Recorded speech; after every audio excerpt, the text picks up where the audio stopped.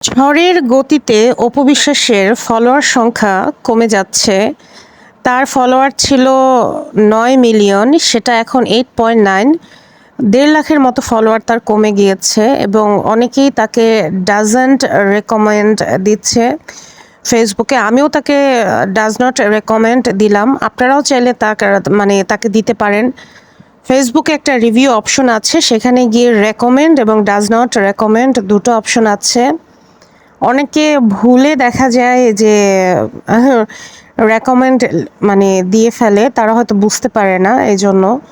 তো আপনাদেরকে আমি সিস্টেমটা দেখাই দিলাম যে কিভাবে দিতে হয়। তো এই যে দেখেন, অনেকেই এখানে দেখতে পারবেন যে ভুলে তারা ডাজন্ট রেকমেন্ডের জায়গায় রেকমেন্ড দিয়ে ফেলেছে। এই যেমন রেকমেন্ড দিয়ে ফেললো। এখনও ৮৬% আছে। তো আশা করি আপনারা যদি চান এটাকে ৫০% বা ৪০%-এ নামিয়ে আনতে পারেন। আসলে এই ধরনের মানুষ যারা সুবিধাবাদী, সুযোগ সন্ধানী এবং যারা সমাজে কোনো পজিটিভিটি ছড়ায় না, পজিটিভ কোনো অবদান রাখে না, তাদেরকে আমরা কেন ফলো করব বলেন? যারা ঘৃণা চর্চা ছড়িয়ে বেড়ায়। আপনারা কি জানেন অপু বিশ্বাস কখনো কাউকে টাকা দিয়ে সাহায্য করে না? এমনকি তিনি একটা পার্লার উদ্বোধন করতে গেলেও সেখানে উনি হিউজ পরিমাণ টাকা নিয়ে থাকে এবং এমন না যে সে বিনা পয়সায় কোনো পার্লার উদ্বোধন করেছে বা কোনো শোরুম ওপেনিং করেছে, এরকম কি হয়েছে? তারই এক ভক্ত মৌসুলতানা আপুর পার্লারও কিন্তু সে উদ্বোধন করতে যায়নি, কারণ সেটা ছোট একটা পার্লার না, শোরুম উদ্বোধন করতে যায়নি, কারণ ওটা একটা ছোট শোরুম ছিল। সে মনে করেছে যে না, ওখানে গেলে তার হয়তো ভাবমূর্তি নষ্ট হতে পারে, যে কারণে পরবর্তীতে মৌসুলতানা আপু কিন্তু এখন ওনাকে নিয়ে আর ভিডিও বানায় না। দেখা গেল লাস্ট টাইম সে বুবলিকে নিয়ে একটা পজিটিভ ভিডিওই বানাইছে। তো এই হলো বিষয়। আশা করি মানুষ ভুল বুঝতে পারবে। আসলে তার ফলোয়ার প্রায় ১.৫ লাখের মতো কমেছে। আপনারা এটাকে আরও কমাতে কমাতে দেখেন 1 মিলিয়ন বা 2 মিলিয়নে আনতে পারেন কিনা। হ্যাঁ, কিছু ভক্ত তো তার থাকবেই, সবার তো বিবেক বুদ্ধি বিবেচনা বোধ এক না। কিন্তু এই ধরনের মানুষ যারা শেখ হাসিনাকে সাপোর্ট করেছে, তার রেজিমকে সাপোর্ট করেছে, এবং আপনারা দেখেছেন শেখ হাসিনাকে কী পরিমাণ তেল দিয়েছে। আজকে ফেরদৌস কোথায়? আজকে ফেরদৌস কিন্তু দেশে নাই, সে কিন্তু ইন্ডিয়াতে চলে গিয়েছে। বেগতিক অবস্থা দেখে সে ইন্ডিয়াতে চলে গিয়েছে। রিয়াজ কোথায়? তাকে বিমানবন্দর থেকে ফেরত পাঠানো হয়েছে এবং আটক করা হয়েছে। তাহলে সে একই দোষে দুষ্ট, বরং রিয়াজের থেকে ১০০ গুণ দোষে দুষ্ট তো এই অপু বিশ্বাস। সে তো সরাসরি ২বার নমিনেশন চাইছে, নমিনেশন তাকে দেওয়া হয়নি। তাহলে সে যদি এখন দেশ ত্যাগ করতে চায়, যদি ফেরদৌস পালিয়ে চলে যায় ইন্ডিয়াতে, যদি জায়েদ খান দেশে ফিরতে না পারে, নুসরাত ফারিয়া নাকি শুনলাম কানাডাতে অলরেডি রাজনৈতিক আশ্রয়ের জন্য অ্যাপ্লাই করেছে, তাহলে এর থেকে কোটি কোটি গুণ দোষে দুষ্ট তো অপু বিশ্বাস। সে যদি এখন ইন্ডিয়া যেতে চায়, তাহলে তাকে কেন যেতে দেওয়া হবে? আপনারা বলুন।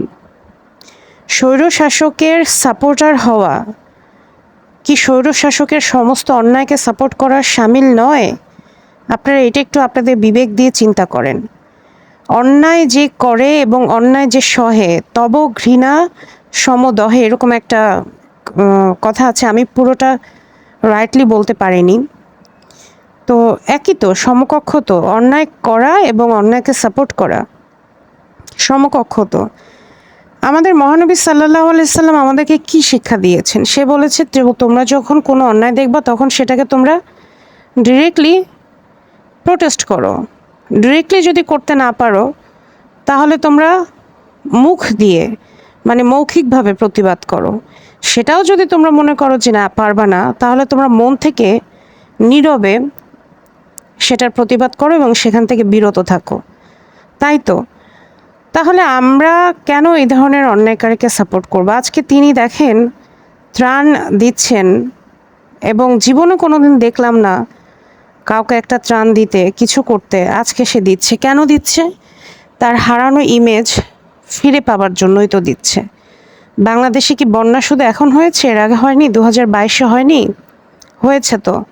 সে কখন দিয়েছে? এবং দেখেন ছাত্র আন্দোলন যখন হলো, সে কিন্তু 16 তারিখের পর থেকে কোনো প্রকার পোস্টে দেয়নি। এমনকি 16 তারিখ সে বাবুর আব্বু লিখে একটা পোস্ট দিল, পরে বিতর্কের মুখে সেই পোস্ট ডিলিট করতে বাধ্য হলো।